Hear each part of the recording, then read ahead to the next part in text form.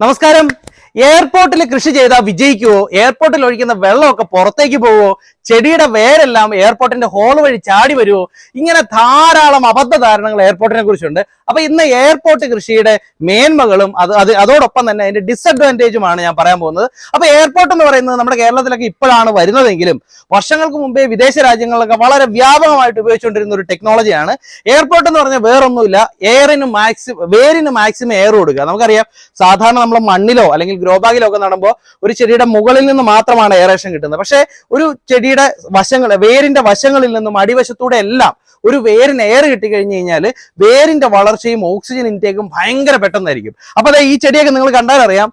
ഒരു എയർപോർട്ടിലെ ചെടി നടുമ്പോഴുള്ള പ്രയോജനം എന്താണെന്ന് ചോദിച്ചു കഴിഞ്ഞാൽ, സാധാരണ ഒരു ചെടി കായ്ക്കാൻ എടുക്കുന്നതിന്റെ പകുതി സമയത്തിൽ ഒരു ചെടി കായ്ക്കും. കാരണം ചെടിയുടെ വളർച്ച ഭയങ്കര കൂടുതലായിരിക്കും. ഏറ്റവും പ്രധാനപ്പെട്ട കാര്യം ഈ എയർപോർട്ട് നിങ്ങൾ നോക്കിയാൽ മനസ്സിലാകും. ഈ എയർപോർട്ട് സെറ്റ് ചെയ്യുന്നൊക്കെ ഞാൻ കാണിച്ചു തരാം കേട്ടോ. എയർപോർട്ടിന് മുഴുവൻ ഹോളുകളാണ്. അതായത് ഈ ഒരു ഇത്രയും സ്ഥലം ഒഴികെ ബാക്കിയുള്ളത് മുഴുവൻ ഹോളുകളാണ്. അപ്പൊ ഈ ഭാഗത്താണ് ഇതിന്റെ വേര് വരുന്നത്. അപ്പൊ എന്താ സംഭവിക്കാതെ, ഇതിന്റെ താഴെയും ഹോളാണ് കേട്ടോ. അപ്പൊ സ്വാഭാവികമായിട്ടും ഇതിനകത്ത് ഒരു ചെടി വളരുമ്പോൾ വേരുകൾ വളർന്ന് ഈ ഭാഗത്തേക്ക് വരും.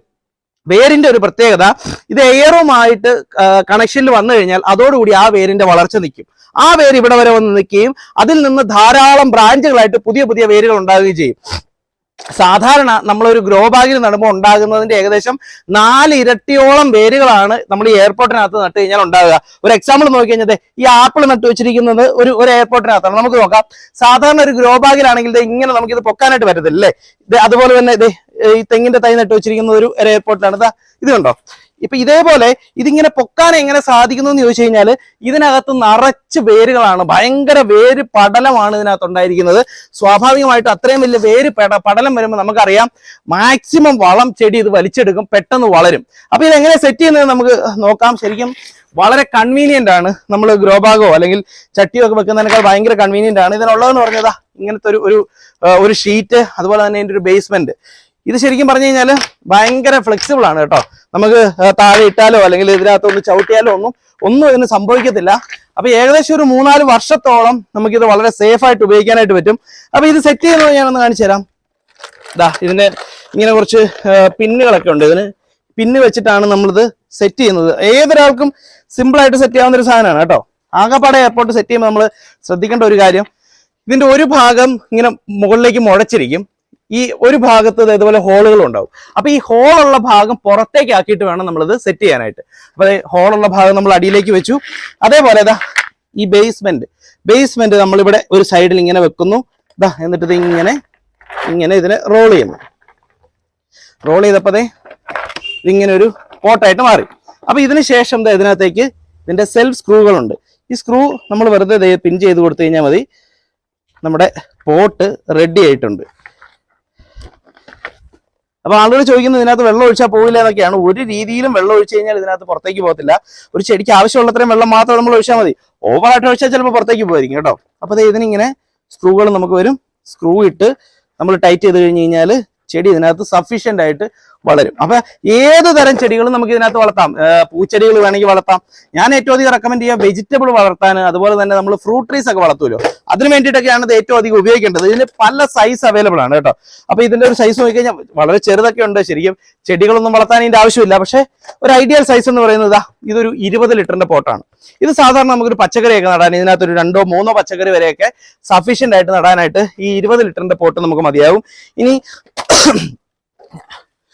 ഞാൻ ഏറ്റവും അധികം റെക്കമെൻഡ് ചെയ്യുന്നത് ഈ 38 ലിറ്ററിന്റെ പോട്ടാണ് കേട്ടോ. കാരണം 38 ലിറ്ററിന്റെ പോട്ട് എന്ന് പറയുന്നത് അത്യാവശ്യം നമുക്കൊരു ഫ്രൂട്ട് ട്രീ ഒക്കെ ഇതിനകത്ത് വേണമെങ്കിൽ, ഓറഞ്ചോ അല്ലെങ്കിൽ അങ്ങനത്തെ ഏതെങ്കിലും ഒക്കെ, ഇപ്പൊ ഈ ആപ്പിളൊക്കെ കണ്ട പോലെ ആപ്പിളോ അങ്ങനെ എന്തെങ്കിലുമൊക്കെ അത്യാവശ്യം വലുതാകുന്നത് വരെ ഇതിനകത്ത് നമുക്ക് നട്ടുവെക്കാം. പെട്ടെന്ന് വളർച്ച കിട്ടും എന്നുള്ളതാണ് ഏറ്റവും പ്രധാനപ്പെട്ട കാര്യം. അപ്പൊ 38 ലിറ്റർ ഇതാണ് ഞാൻ റെക്കമെൻഡ് ചെയ്യുന്ന ഏറ്റവും നല്ല ഐഡിയൽ സൈസ്. ഇനി അതിന് മുകളിലേക്ക് 50 ലിറ്ററിന്റെ ഉണ്ട്. 50 ലിറ്ററിന് ഒരു പോരായ്മ ഉള്ളത് എന്താണെന്ന് വെച്ച് കഴിഞ്ഞാൽ ഇതിന് ഹൈറ്റ് കൂടുതലായത് കാരണം നമ്മൾ ടെറസിന്റെ മുകളിലൊക്കെ 50 ലിറ്റർ വെക്കാതിരിക്കുന്നതാണ് നല്ലത്. കാരണം കൂടുതൽ വെയിറ്റ് അല്ലേ കയറുന്നത്. അപ്പൊ അവിടെയും ടെറസിൽ നമുക്ക് 38 ലിറ്റർ ഉപയോഗിക്കാനായിട്ട് പറ്റും.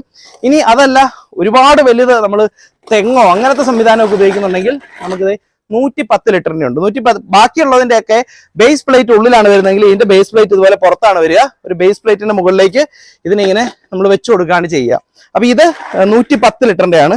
ഇത് വലിയ തെങ്ങൊക്കെ വെക്കുകയാണെങ്കിൽ നമുക്കിത് ഉപയോഗിക്കാം. അപ്പൊ ഇതിന്റെ ഒരു വലിയ അഡ്വാൻറ്റേജ് എന്താണെന്ന് വെച്ച് കഴിഞ്ഞാൽ നമ്മളിത് ഇപ്പൊ ഈ കണ്ട ഈ ആപ്പിൾ ഇതിനകത്ത് വളർത്തി കുറച്ച് കഴിയുമ്പോൾ നമുക്ക് മണ്ണിലേക്ക് വെക്കണമെങ്കിൽ ഇതിന്റെ ചുറ്റുമുള്ള ആ പിന്നം കഴിച്ചെടുത്തു കഴിഞ്ഞാൽ ഇത് മൊത്തത്തിൽ നമുക്ക് അഴിച്ചും എടുക്കാം. അപ്പൊ ഇത് നിറച്ച് വേരുകളോട് കൂടി ഒരു വേര് പോലും പൊട്ടാതെ നമുക്ക് കിട്ടും. അത് വേണമെങ്കിൽ മണ്ണിലേക്ക് ഇറക്കി വെക്കാം, അല്ലെങ്കിൽ വേണമെങ്കിൽ അടുത്തൊരു വലിയ പോട്ടിനകത്തേക്ക് നമുക്ക് മാറ്റി വെക്കാം. അപ്പൊ ഇതിനകത്ത് ശരിക്കും തീരെ വെയിറ്റ്ലെസ് ആണ്. ഇത് നമുക്ക് വെയിലത്തൊക്കെ വെക്കാം. ഇതിന്റെ വെളുപ്പും കറുപ്പും അവൈലബിൾ ആണ്. കറുപ്പാണ് കൂടുതൽ കാലം നമ്മൾ വെയിലത്ത് വെച്ച് കഴിഞ്ഞാലും കേടാകാതെ നിൽക്കുന്നത്. അപ്പൊ വെയിലത്തൊക്കെ വെച്ച് കഴിഞ്ഞാലും യാതൊരു പ്രശ്നവും ഇല്ലാതെ വെയിലും മഴയൊക്കെ കൊണ്ട് അത് അവിടെ ഇരുന്നോളും, വർഷങ്ങളോളം ഇരുന്നോളും.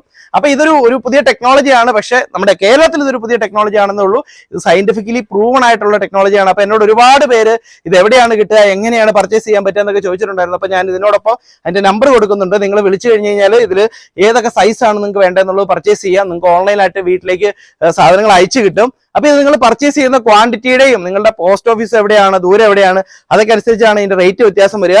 എപ്പോഴും ഇത് ഓൺലൈനിൽ പർച്ചേസ് ചെയ്യുമ്പോൾ ശ്രദ്ധിക്കേണ്ട ഒരു കാര്യം, കൂടുതൽ എണ്ണം പർച്ചേസ് ചെയ്യലാണ് ഏറ്റവും ലാഭം. കാരണം ഇതിന് തീരെ വെയിറ്റ് കുറവായതുകൊണ്ട്. പക്ഷേ ഇതിന് അത്യാവശ്യം വലിപ്പമുണ്ട്. അപ്പൊ ട്രാൻസ്പോർട്ടേഷൻ കോസ്റ്റ് ആണ് കൂടുതൽ വരിക. അപ്പോൾ കൂടുതൽ എണ്ണം ബൾക്കായിട്ട് എടുക്കുകയാണെങ്കിൽ നമ്മൾ ആ ട്രാൻസ്പോർട്ടേഷൻ കോസ്റ്റ് കുറച്ച് കിട്ടുന്നുണ്ടാവും. അപ്പൊ എന്തായാലും ഇതൊന്ന് ട്രൈ ചെയ്ത് നോക്കുക. തീർച്ചയായിട്ടും പ്രൂവൺ ടെക്നോളജിയാണ്. വളർച്ചയിൽ കൂടുതൽ കിട്ടും എന്നുള്ള കാര്യം ഉറപ്പാണ്. അപ്പോൾ എല്ലാവരും ഒന്ന് പരീക്ഷ നോക്കിയ ശേഷം നിങ്ങളുടെ അനുഭവങ്ങളും കമന്റുകളും നിർദ്ദേശങ്ങളും ഒക്കെ കമന്റുകളായിട്ട് രേഖപ്പെടുത്തുക.